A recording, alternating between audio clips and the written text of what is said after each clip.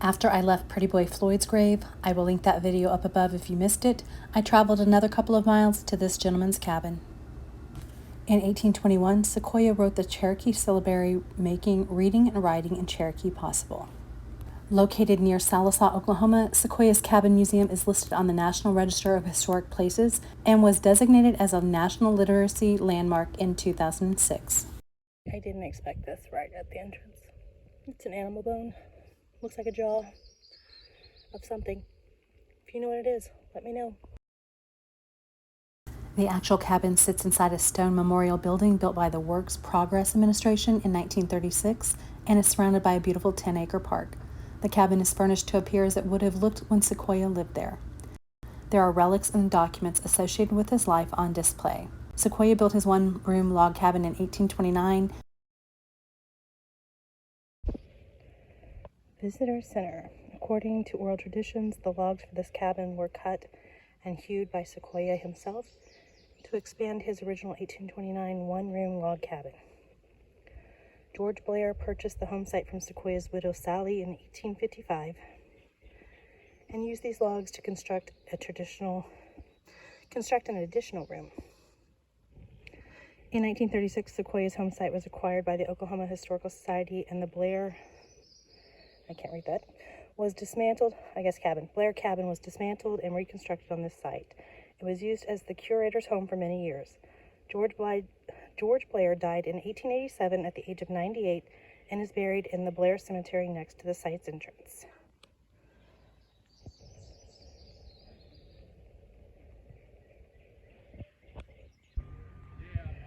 Nice map to show you where you need to go and where you are.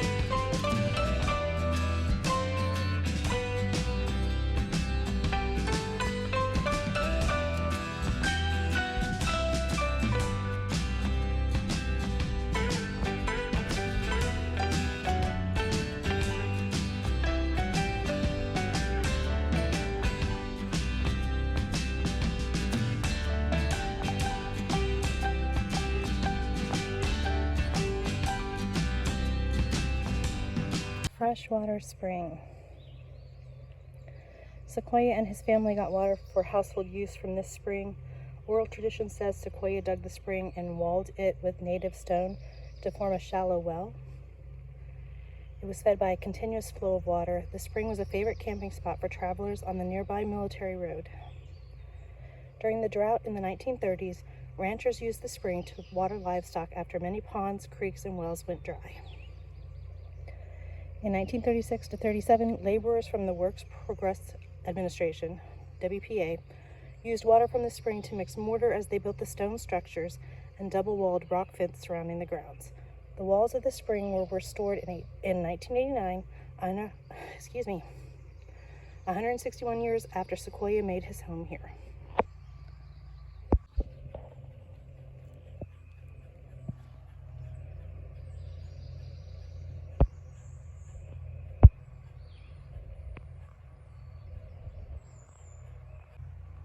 You can still see the water in there. So this is where Sequoyah and his family retrieved their water. Pretty cool.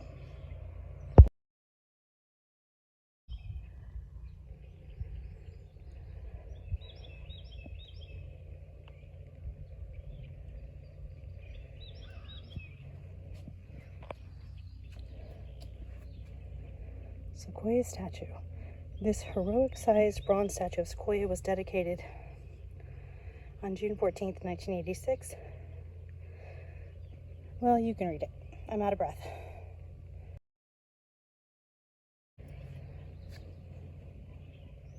In 1842, Sequoyah went to Mexico, accompanied only by a few companions, in hopes of finding any Cherokee who had migrated there and persuading them to return to Cherokee Nation.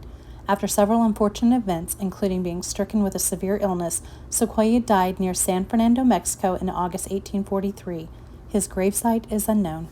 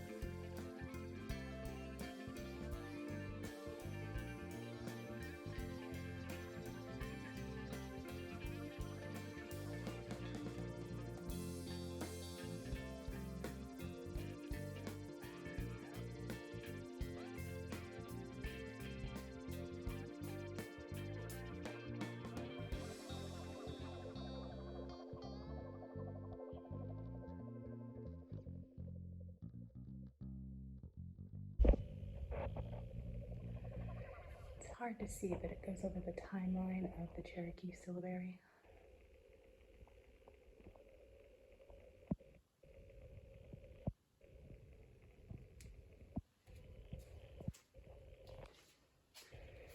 Sequoyah realized there were 86 syllables in the Cherokee language. He created symbols for these symbols and used them in various combinations to form words.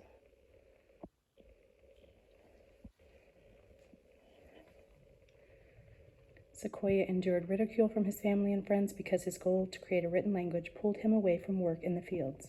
He later taught his daughter, Ayoka, to read and write in syllabary, and they used it to communicate.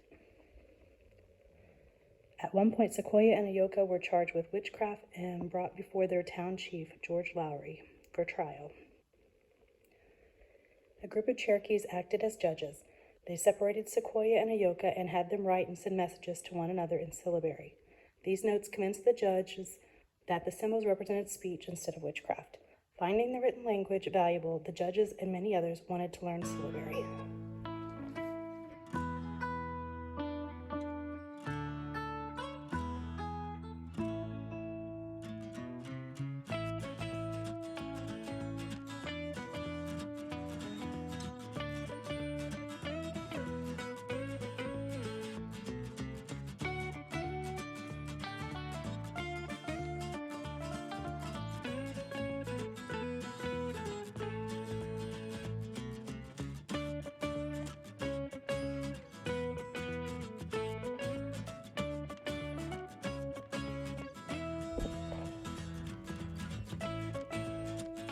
2020, Syllabary could be used on all Apple devices.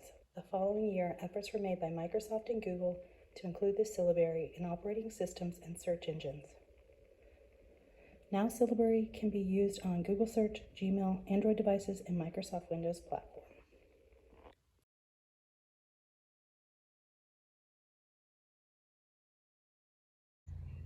You see that rock fence goes, or the rock wall goes all the way around the property.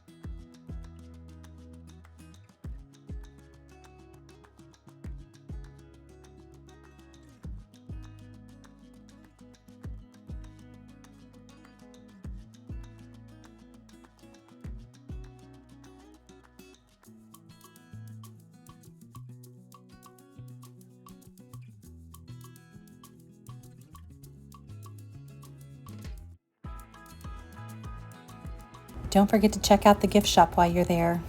And now for a little bonus content. The Blair Cemetery is right next to the entrance, and remember, George Blair is the one who bought the cabin from Sequoyah's widow.